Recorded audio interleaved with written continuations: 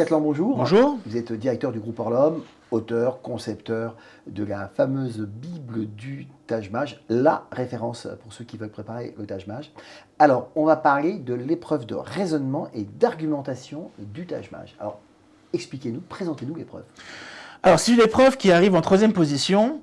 Généralement, c'est une épreuve qui est toujours un petit peu dure à digérer parce qu'elle vient après la fameuse épreuve de calcul. Donc, il y a une vidéo qu'on a consacrée au calcul qui montrait la difficulté que rencontrent certains candidats sur une épreuve comme celle-ci. Et là, parfois, on se ramasse une petite raclée en calcul et on doit retrouver de la force pour une épreuve qui est plutôt littéraire, qui n'est pas trop chiffré, c'est du raisonnement et de l'argumentation. Alors, la différence entre les deux, c'est très simple. Le raisonnement, c'est de la logique. Par exemple, on va jouer sur des contraposés. On dit que si A implique B, eh bien non B implique non A. Et ça fait des raisonnements qui sont assez efficaces. Par exemple, si je suis français, alors je suis européen. Mais si je ne suis pas européen, bah forcément je ne suis pas français. Et là, généralement, on apprend dans un ouvrage comme celui-ci que la Bible du Taj Mahal, on va apprendre par exemple que si A implique B, je ne peux pas dire que non A implique non B. Parce que si A implique B, si je suis français, je suis européen. Est-ce que je peux dire que si je ne suis pas français, alors je ne suis pas européen ? Absolument pas. Parce que si je ne suis pas français, certes, si je suis italien, je suis européen, mais si je suis mexicain, je ne suis pas européen. Donc on voit bien quelque part qu'il y a des pièges assez classiques en raisonnement logique dans lesquels les candidats tombent assez facilement. Alors, quelles sont les notions qui sont mobilisées sur cette épreuve? Alors, en raisonnement, c'est beaucoup de logique de type Aristote. Donc, le principe d'identité, le principe de non-contradiction, le tir exclu, les lois de Morgan également, le fameux le non A ou B qui devient non A et non B, le non A et B qui devient non A ou non B. Donc, c'est des choses qui peuvent vous paraître un petit peu abscons comme ça, mais on s'y fait très vite. Et c'est souvent plaisant parce qu'on va généralement réactiver de la logique qui peut même nous servir dans une épreuve d'économie, de philosophie, de lettres. Donc c'est quand même plutôt plaisant comme épreuve. Le raisonnement, c'est aussi des questions un peu originales, par exemple de mensonges et de vérité, des questions qui vont toucher aussi à des organigrammes, des questions qui peuvent toucher aussi à de l'optimisation, des diagrammes de Venn, par exemple. Un diagramme de Venn, ça va être aussi un sujet qui peut être abordé en raisonnement logique. Après, il y a la partie argumentation. Car comme vous l'avez dit, c'est du raisonnement et de l'argumentation. Et l'argumentation, là on a affaire à des textes qui font généralement 4-5 lignes, à partir desquels il va falloir trouver une conclusion, trouver la meilleure conclusion, trouver également la proposition qui est en contradiction avec le texte qui est proposé.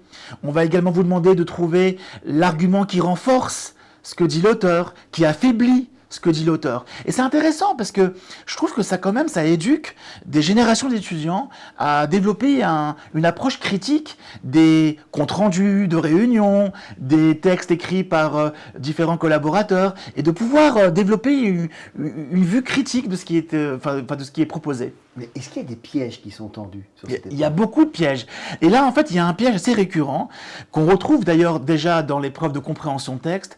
C'est le fameux piège de la meilleure réponse. Parce qu'on va vous demander généralement la meilleure conclusion, le meilleur résumé, l'argument qui renforce le plus, qui affaiblit le plus. Et là, il n'y a pas de réponse parfaite.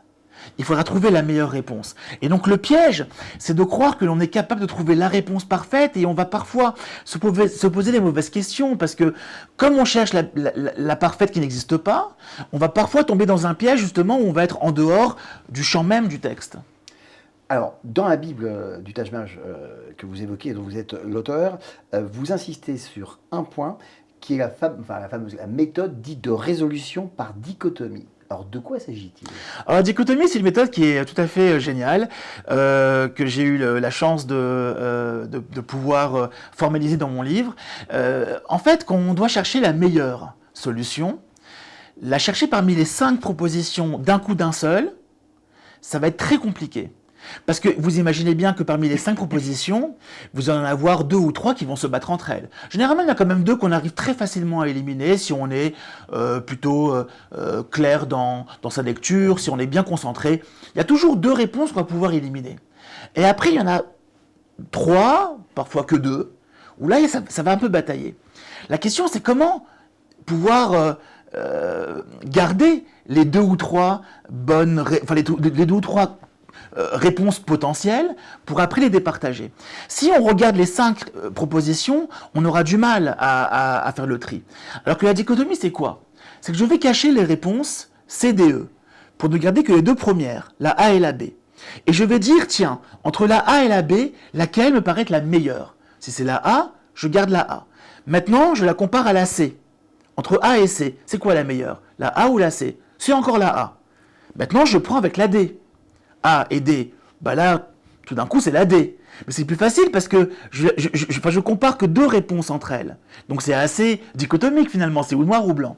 Et là, ensuite, je vais pouvoir dire, bah, si c'est la D que je garde, je la compare à la E. Non, la D est meilleure, bah, c'est la D.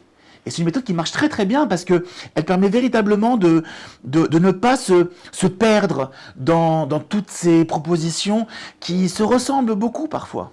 En tout cas, une belle épreuve qui me conviendrait plus. Hein. D'accord. Bah écoutez, il n'y a plus qu'à lire les 100 pages consacrées à cette épreuve dans le livre. Franck Atlan, merci. Merci Nicolas.